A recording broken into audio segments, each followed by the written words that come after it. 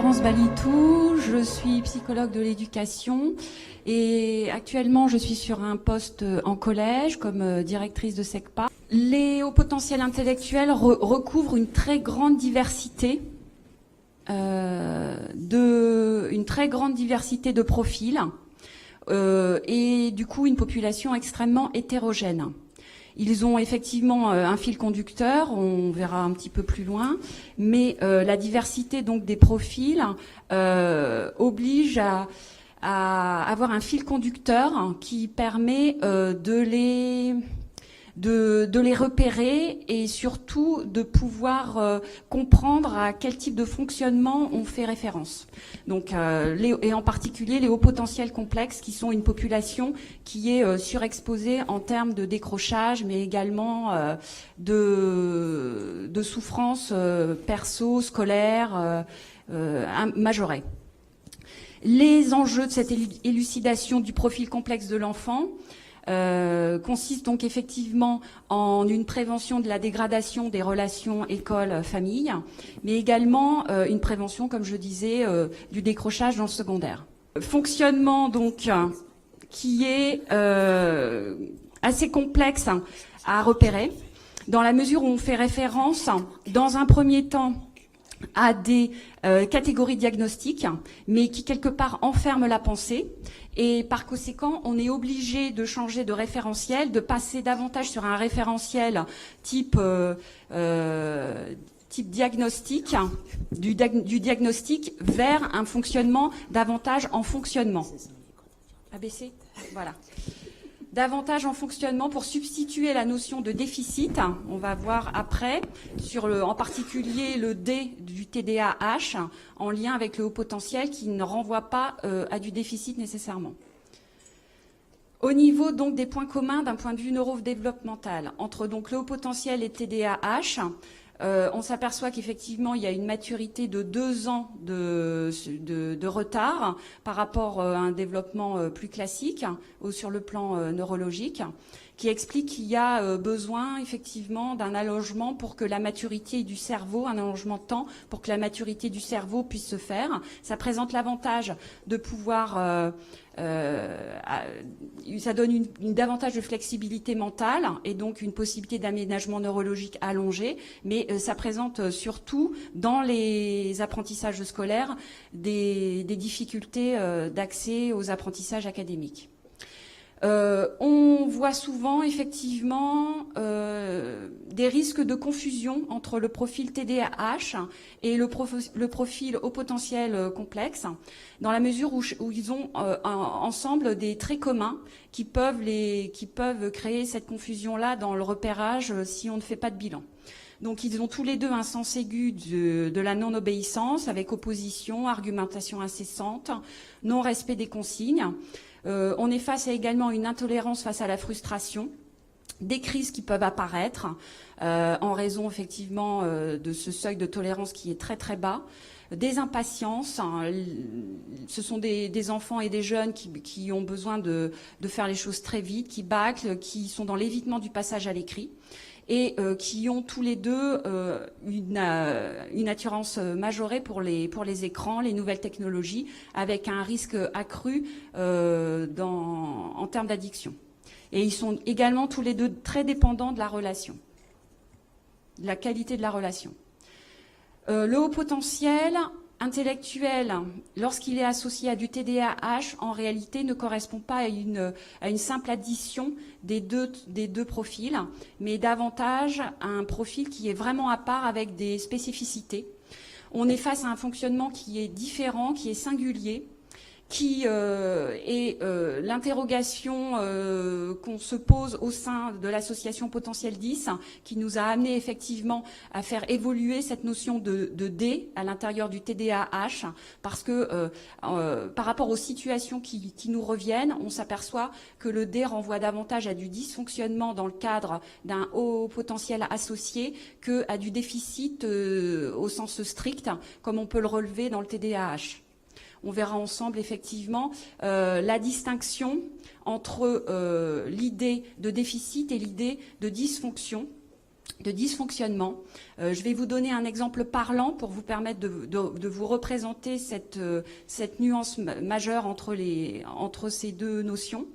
Dans le cas du TDAH, associé à un haut potentiel, ce sont des enfants, et Lisa en particulier nous l'a bien expliqué, ce sont des enfants et des jeunes qui ont besoin d'être en double tâche.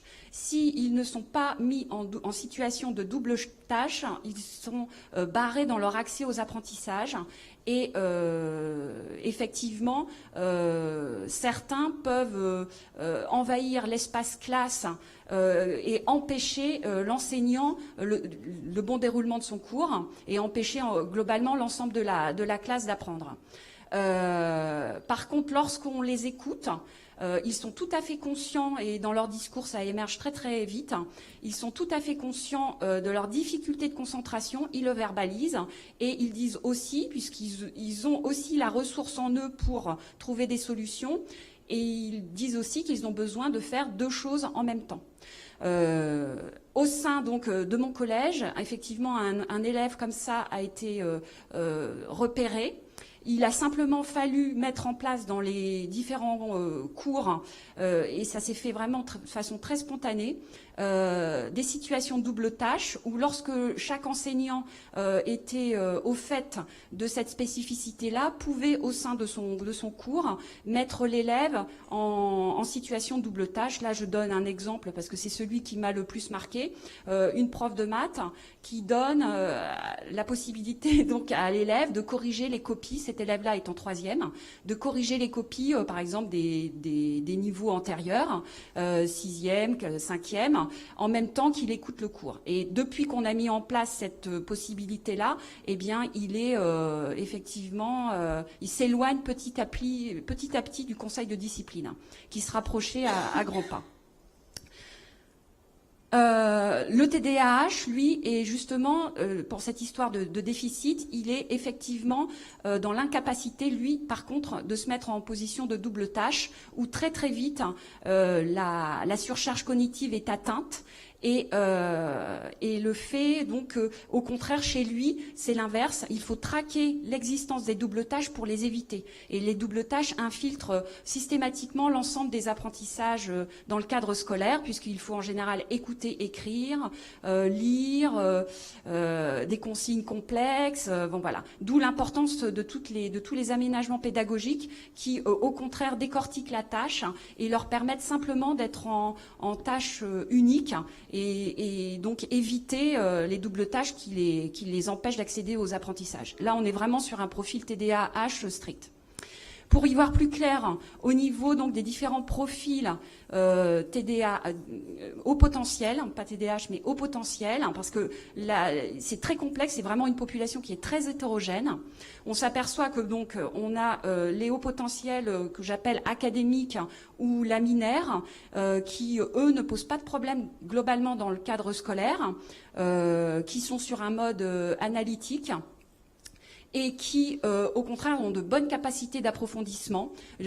Généralement, on observe une absence d'écart entre les aptitudes et les compétences cognitives lorsqu'on leur fait passer un test WISC.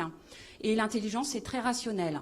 Ils ne sont pas non plus en but à toutes les turbulences émotionnelles qu'on peut repérer dans la population des hauts potentiels complexes, qui, eux, fonctionnent essentiellement sur un mode analogique, avec une forte charge émotionnelle. Je vous donne effectivement un exemple qui vous permet de comprendre le mode analogique. Donc Clément, qui est haut potentiel complexe avec des diagnostics 10 associés, qui dit spontanément dans le discours, il y a un point commun entre la religion et la science, c'est les coïncidences.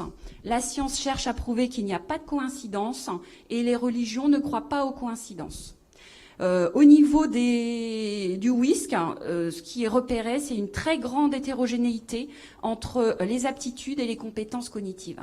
Cette population-là manifeste davantage une intelligence plus créative. Au sein donc des potentiels complexes, actuellement, notre point de réflexion est là au sein de l'association.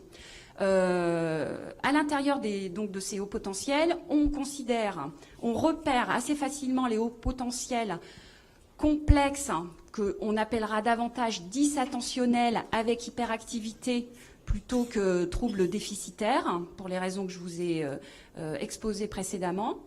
Donc ceux-là, finalement, se repèrent assez facilement, parce qu'ils sont très percutants et ils sont très visibles aussi sur le plan comportemental. Donc ils ne passent pas inaperçus et leur aptitude effectivement à comprendre très très vite et puis à être, je pourrais dire, à attirer le focus sur eux, font que on est rapidement au clair sur ce profil-là. Ensuite, dans un premier temps, c'est sans hyperactivité. Ceux-là, effectivement, ils s'arrangent pour pas attirer l'attention. Les deuxièmes qui sont avec hyperactivité, c'est ceux que je viens de décrire juste avant.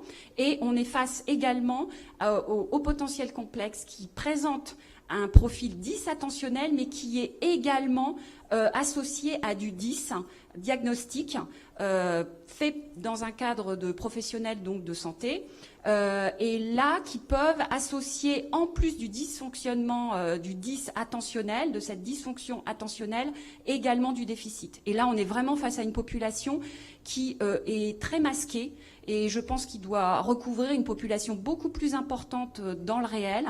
Et donc voilà, l'objet essentiel du message que je voudrais faire passer lors de cette conférence, c'est vraiment de pointer l'existence de cette population-là sur laquelle on va approfondir la question. Certains, donc, en raison des troubles cognitifs associés, peuvent être paradoxalement dans des situations de handicap reconnues également par la MDPH, avec des dyspraxies, des dyslexies, mais aussi des troubles du comportement. Donc des points forts amplifiés. Sur le plan cognitif, on prend cette porte d'entrée-là, avec évidemment une puissance créative décuplée lorsqu'on associe le dysattentionnel avec le haut potentiel intellectuel, pensée novatrice, anticipatrice, une pensée construite en réseau, multitude de solutions, imagination débordante, voilà, une façon de faire originale, et aussi une aptitude à repérer vraiment les détails que les autres peuvent manquer. Ça, c'est vraiment quelque chose qui est étonnant aussi chez eux. Donc, on observe des complémentarités avantageuses, puisque c'est vrai qu'on a tendance à porter le focus essentiellement sur les désavantages du couple haut potentiel intellectuel avec du dysattentionnel et hyperactivité souvent, et c'est principalement chez les garçons. Mais en réalité, cette association-là, d'un point de vue personnalité, peut présenter de réels avantages par rapport à un simple haut potentiel intellectuel qui a une lucidité acérée, plus ses turbulences émotionnelles dans la mesure où on reste sur un profil complexe, mais qui a l'esprit très préoccupé, timoré, qui manque d'audace, avec beaucoup d'anxiété. Et le versant hyperactif fait que tout de suite, eh bien, ce sont des jeunes qui n'ont pas d'inhibition, qui osent y aller, qui présentent une énergie débordante, qui sont très partants. Et le versant hyperactif les protège des hésitations et des risques de dépression. Le versant dysattentionnel avec hyperactivité génère une forte impulsivité. Donc ça, effectivement, ça peut être un inconvénient, ça peut surexposer l'enfant à des prises de danger, mais grâce au haut potentiel qui est associé, eh bien, leur acuité instantanée et l'analyse comme ça instinctive des situations font que ça leur évite les prises de danger qu'on peut retrouver et les accidents qu'on peut retrouver dans la population des TDAH. Les conséquences punitives du versant dysattentionnel aussi ont des avantages pour le haut potentiel qui peut, dans certains cas, paraître prétentieux, paraître supérieur dans sa posture, et dans la mesure où, avec le dysattentionnel et l'hyperactivité, l'élève est confronté à un effet miroir pas toujours favorable, eh bien, il est clair qu'il est protégé de la prétention et de l'arrogance. Des capacités cognitives amplifiées aussi, au potentiel intellectuel avec le dys attentionnel et hyperactivité. Évidemment, les fonctions cognitives, exécutives sont touchées. Attention, mémoire de travail, inhibition, planification des tâches. Ils sont touchés, mais pas de la même façon. J'essaierai d'approfondir ensuite. Et ils ont effectivement un style attentionnel qu'on pourrait qualifier d'ultra divergent, avec une hyper-flexibilité mentale et un fonctionnement en double tâche, pour ceux qui ne présentent pas de 10 diagnostics associés. On est sur une amplification des mécanismes attentionnels, et donc là, effectivement, la fuite des idées est majeure. Lorsque le 10 attentionnel est au premier plan, avec hyperactivité, on observe des phénomènes d'aimantation sur un point qui retient captif l'enfant ou le jeune, et il devient comme sourd à l'environnement immédiat. On est vraiment sur un mécanisme paradoxal d'attention, et tout le reste du temps, on a l'impression qu'il est ailleurs. Le raisonnement est exclusivement divergent, avec un traitement de l'information qui se fait qu'en simultané, et une pensée qu'on qualifie, qui a été nommée par Olivier Revol, et à partir de la métaphore clinique de Jeanne Siofachin, comme une arborescence aléatoire. C'est-à-dire que ce sont des jeunes qui fonctionnent en pensée réseau. Ils ont donc une photographie instantanée du problème qu'on peut leur soumettre. Et dans le cadre du 10 attentionnel, cette photographie-là peut évoluer en fonction des moments. Elle ne reste pas figée. D'où effectivement un potentiel de créativité décuplé par rapport aux autres profils. Les réponses sont intuitives. Elles se font sur un mode exclusivement déclaratif. La réflexion est sans élaboration, elle est impulsive. On observe clairement une confusion dans cette population-là de jeunes entre comprendre, apprendre et savoir. À partir du moment où ils ont compris, ils ont l'impression de savoir, parce que leur pensée s'accommode peu d'un processus de réflexion analytique, ce qui fait que tout ce qui est approfondissement, en général, les dérange. Ils préfèrent zapper d'un sujet à l'autre sans approfondir. Et à un moment donné, c'est vrai que sur le plan des savoirs, parfois on peut toucher des limites à cause de cette façon-là de fonctionner pour apprendre. L'accès au procédural, évidemment, est également touché, avec des capacités d'organisation, de décision, de priorisation qui sont perturbées. Certains jeunes, même, sont tellement dans l'incapacité de prendre une décision qu'ils préfèrent s'en remettre au hasard. Par exemple, pour des enfants plus jeunes, ils font les jeux de plouf-plouf, ça ne sera pas toi, pour voir lequel des choix va être retenu. Et puis, éventuellement, ils préfèrent s'en remettre à la décision d'un adulte en qui ils ont confiance. Ça, on observe ça chez ceux en classe plutôt élémentaire. Je pense qu'au niveau des adolescents, on est sur un autre registre qui parfois peut être plus opposant.